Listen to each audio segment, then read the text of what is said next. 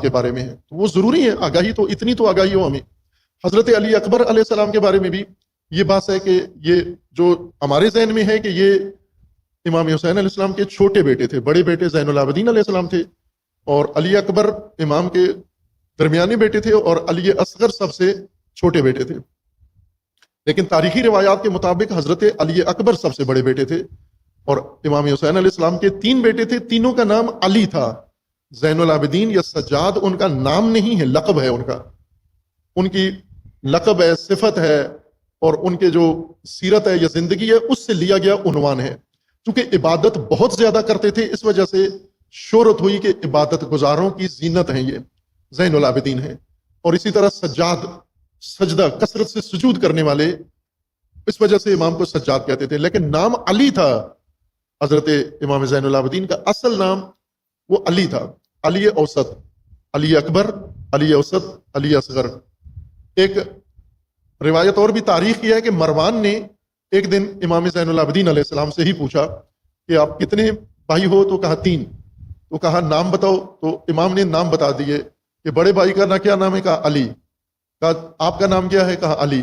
کہا وہ چھوٹے بھائی کا نام کیا ہے؟ کہا علی۔ تو مروان نے چڑھ کے کہا کہ کوئی اور نام نہیں تھا علی کے علاوہ؟ تو یہ بات حضرت زین العابدین علیہ السلام نے آ کے امام حسین علیہ السلام کو بتائی کہ مروان نے چڑھ کے ہمیں یہ کہا ہے کہ نام ختم ہو گئے تھے، 3 بیٹوں کے نام علی رکھ دیے۔ تو امام حسین علیہ السلام نے فرمایا کہ اس کو کہو جا کر کہ اگر خدا مجھے 100 بیٹے دیتا میں 100 کا نام علی رکھتا۔ یہ تینوں کا نام علی تھا، علی اکبر، علی اوسط اور علی اصغر۔ البتہ علی اصغر کا بعض مورخین نے نام لکھا ہے کہ عبداللہ نام تھا، اور بعض نے کہا کہ وہ چوتھے بیٹے تھے امام حسین علیہ السلام کے، عبداللہ رضی۔ وہ چوتھے بیٹے تھے جن کی ولادت یا کربلا میں یا کربلا سے کچھ پہلے ہوئی تھی، جو بہت چھوٹے تھے، عبداللہ رضی ان کا نام تھا۔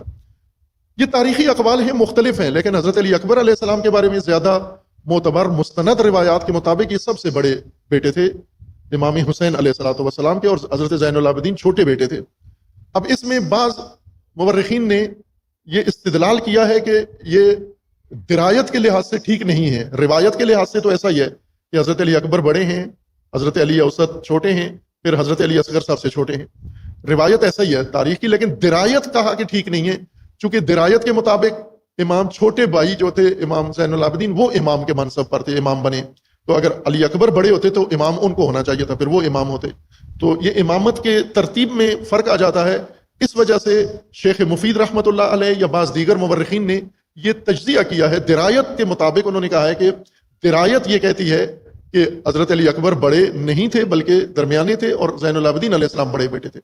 اس کو بعض دیگر مورخین نے، انہی کے معاصر یا بعض مورخین نے اور علماء نے، بڑی سطح کے علماء نے، جیسے ابن ادریس ہلی رحمۃ اللہ علیہ ہیں، انہوں نے اس کا مدلل جواب دیا ہے کہ اس سے درایت سے بھی روایت کی نفی نہیں کر سکتے آپ، جیسا روایت میں ہے وہ ٹھیک ہے وہ روایت، اور امامت کے اس ترتیب میں بھی کوئی خلل واقع نہیں ہوتا۔ پھر انہوں نے اس کے لیے دلائل اور ثبوت بھی دیے کہ یہ ظاہر ہے یہ امام حسین علیہ السلام کے زمانے میں تھا، امام صادق علیہ السلام کے زمانے میں بھی یہی ماجرا تکرار ہوا کہ امام صادق علیہ السلام کے سب سے بڑے بیٹے اسماعیل تھے، جو امام علیہ السلام کی زندگی میں ہی وفات پا گئے تھے، جن کو اسماعیلیہ، شیعہ اسماعیلیہ امام مانتے ہیں۔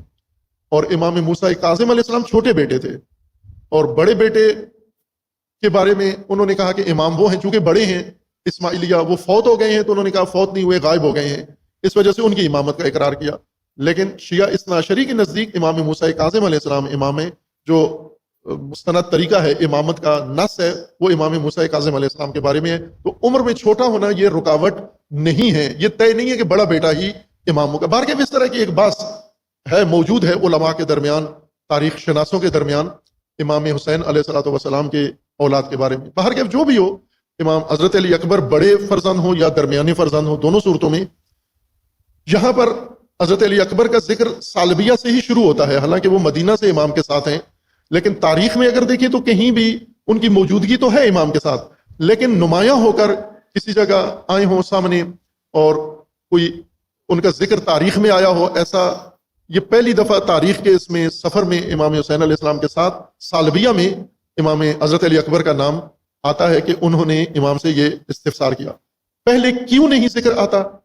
اس لیے کہ حضرت عباس علیہ السلام و حضرت علی اکبر علیہ السلام و آل عقیل، اسی طرح سارے یہ سب کے سب اپنے امام رہبر و پیشوا کے مطیع محض تھے، بالکل تابع فرمان تھے، خاموش اور تابع فرمان، کہ جب امام موجود ہیں تو امام کی موجودگی میں جو تابع ہے بے شک وہ معصوم ہو۔ جیسے امام حسن علیہ السلام کی امامت کے زمانے میں امام حسین علیہ السلام سے خطبے اور روایات بہت قلیل ہے، بہت تھوڑی، جب تک امام حسن ہے امام حسین خاموش ہیں، اور جب تک امام علی ہیں دونوں امام خاموش ہیں، امام حسن بھی اور امام حسین بھی۔